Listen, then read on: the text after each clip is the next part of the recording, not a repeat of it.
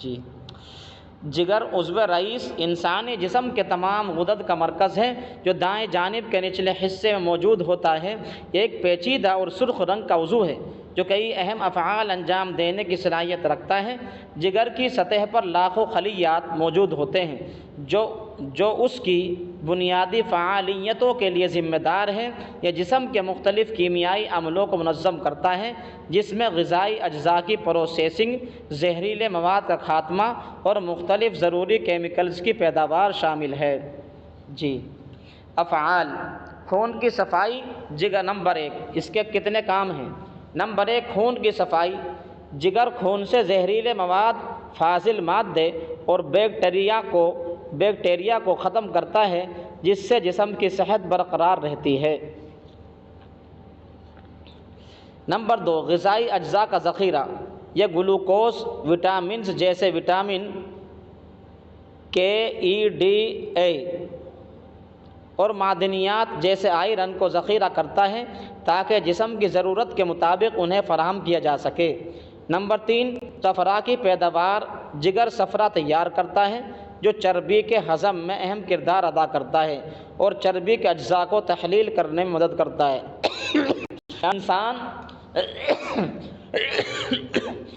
انسان جو چکنی چپڑی چیزیں کھاتا ہے، یعنی تلی ہوئی چیز غذا کھاتا ہے، تو جگر صفرا پیدا کرتا ہے۔ تو صفرا وہ چکنی چپڑی اور تیل والی یعنی چکنائی والی غذا جو کھاتا ہے اس کو ہضم کرنے میں یہ مدد کرتا ہے، اس کو گلاتا ہے۔ جس طریقے سے آپ نے دیکھا ہوگا کہ اگر پینٹ کے اوپر پیٹرول ڈال دیا جائے تو وہاں سے پینٹ اڑ کر غائب ہو جائے گا، وہاں سے پینٹ کلر اڑ کر غائب ہو جائے گا۔ تو اسی طرح یہ صفرا ایک قسم کا تیزاب اور زہریلا مادہ ہے جو جب جگر وہ معدے پر گرتا ہے، غذا پر گرتا ہے تو غذا میں سے زہریلے مادے کھینچ کر الگ کر دیتا ہے اور صحت مند مادے کھینچ کر وہ الگ ادھر ادھر سپلائی کر دیتا ہے۔ جی، صفرا کی پیداوار جگر صفرا تیار کرتا ہے جو چربی کے ہضم میں اہم کردار ادا کرتا ہے اور چربی کے اجزاء کو تحلیل کرنے میں مدد کرتا ہے۔ اہمیت: جگر انسانی صحت کے لیے انتہائی اہم ہے کیونکہ یہ جسم کے مختلف نظاموں کی کارکردگی کو بہتر بنانے میں اہم کردار ادا کرتا ہے۔ خون کی صفائی، غذائی ضروریات کی تکمیل اور مدافعتی نظام کی مضبوطی میں جگر کی بنیادی اہم ہے۔ مدافعتی نظام یہ بڑی اہم بات ہے۔ مدافعتی نظام یعنی انسان کے اندر دو نظام کام کرتے ہیں۔ ایک مدافعتی نظام یعنی جسے کہتے ہیں دفاع کرنا، جیسے جہاد، وہ اس کی دو قسمیں ہیں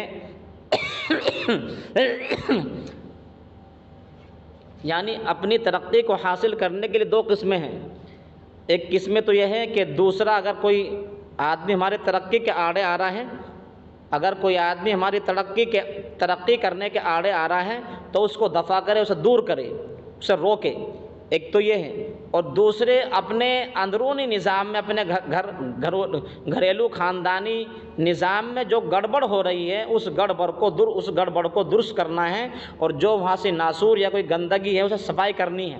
یعنی کسی بھی چیز کی حفاظت کے لیے دو طریقے ہوتے ہیں، ایک اندرونی طریقہ ہوتا ہے اور ایک بیرونی طریقہ ہوتا ہے۔ بیرونی خدمات یہ ہے کہ کسی دشمن کو اندرونی ملک میں گھسنے کی اجازت نہ دے، اس کا دفاع کرے اور اسے باہری روکے رکھے، اسے دور کرے۔ اور اندرونی دفاع یہ ہے کہ اندر جو خانہ جنگی ہو رہی ہے، اندر خانہ جنگی نہ ہونے دے اور اندر کسی قسم کا کوئی فساد، دنگا، خون خرابہ نہ ہونے دے، تو انشاءاللہ اب یہ ملک سیف رہے گا، یہ گھر سیف رہے گا اور یہ جو بھی چیز ہے وہ سیف رہے گی۔ یعنی اقدام وہ ایک تو باہر سے دفاع کرنا، ایک اندر سے دفاع کرنا۔ تو یہی ہے خون کی صفائی، غذائی ضروریات کی تکمیل اور مدافعتی نظام کی مضبوطی میں جگر کی بنیادی اہمیت ہے۔ جی، جگر کی بنیادی اہمیت ہے، انسان کے اندر قوت دفاع بڑھاتا ہے، اسے پیدا کرتا ہے۔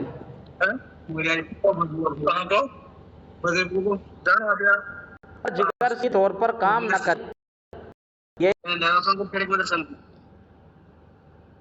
یہ کئی بیماریوں کا باعث بن سکتا ہے، جیسا کہ جگر کی بیماری، ہیپاٹائٹس سیرس، ذیابیطس اور دل کے مسائل۔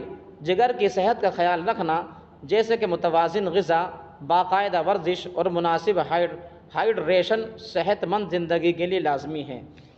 جگر کی تصویر آپ لوگوں کے سامنے ہے، یہ ہے جگر۔ دیکھنے میں کچھ بھی نہیں ہے، دیکھنے میں کچھ بھی نہیں ہے، لیکن کام اس کا اتنا اہم ہے۔ جی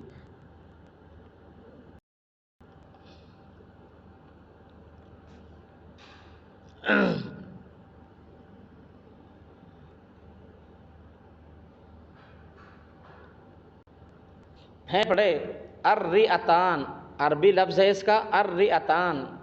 الرئتان کو پھیپھڑے کہتے ہیں۔ یہ ایک ایک لفظ آپ کے سامنے آ رہا ہے، آپ اس کو جو ہے ذہن نشین کر لیں، الرئتان، کیونکہ عربی کتابوں کے اندر الرئتان لفظ آئے گا۔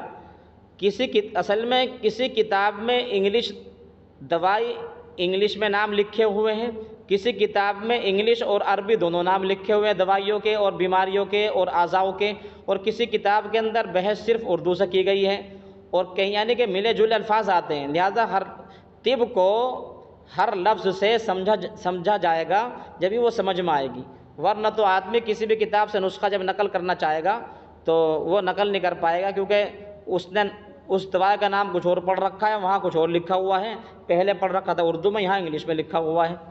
تو اس طرح جو ہے ہر ایک لفظ اسے جو ہے اس کے لیے سمجھنا ضروری ہے، چاہے اردو کا ہو، انگلش کا ہو، یا عربی کا ہو، یا دوسرا کوئی اور مستعمل یعنی کہ طب یونانی میں ہو یا کسی اور زبان میں ہو۔ پھیپھڑے تشریح، پھیپھڑے سینے میں پسلیوں کے درمیان موجود اہم عضلات میں سے ہیں۔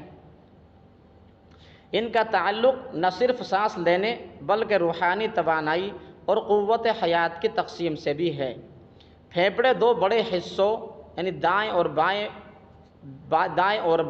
پھیپھڑے دو بڑے حصوں پر مشتمل ہیں، جہاں دائیں حصہ 3 لابز اور بایاں حصہ 2 لاب میں تقسیم ہوتا ہے۔ دایاں حصہ 3 لابز اور بایاں حصہ 2 لاب میں تقسیم ہوتا ہے۔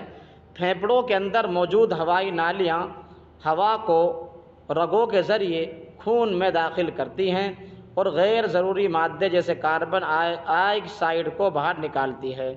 جی کاربن آکسائڈ کو باہر نکالتی ہے۔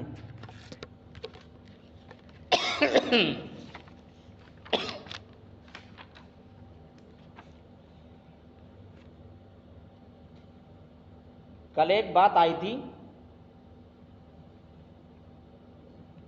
پتہ نہیں کدھر آئی تھی وہ،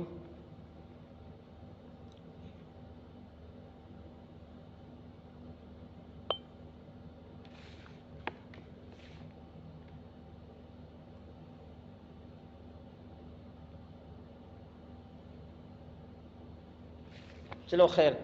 طب قدیم کے مطابق پھیپھڑے نہ صرف جسمانی بلکہ روحانی توازن کو بھی برقرار رکھنے میں اہم کردار ادا کرتے ہیں، کیونکہ سانس لینے کا عمل دماغی اور جسمانی توانائی کو منظم ہے۔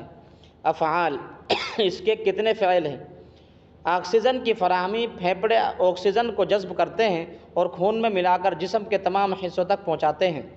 آکسیجن اور نمبر 2 فضلات کا اخراج، جسم سے کاربن ڈائی آکسائڈ اور دیگر فضلات کو باہر نکالتا ہے۔ یہ ڈائی آکسائڈ زہریلا مادہ ہے، زہریلی گیس ہے، اس کو خارج کرتا ہے۔ نمبر 3 روحانی توانائی، قدیم طب کے مطابق سانس کی حرکت جسم میں قوت حیات کو متوازن کرنے میں مدد دیتی ہے، جسے نفس کہا جاتا ہے۔ نفس کے معنی سانس کے ہیں۔ پھیپھڑے طب قدیم میں صرف ایک سانس لینے والا عضو نہیں بلکہ قوت مدافعت کو برقرار رکھنے کے لیے پھیپھڑوں کی صحت اہم تھی، کیونکہ ان کی خرابی سے جسمانی کمزوری، سستی اور روحانی توانائی میں کمی کا سامنا ہوتا تھا۔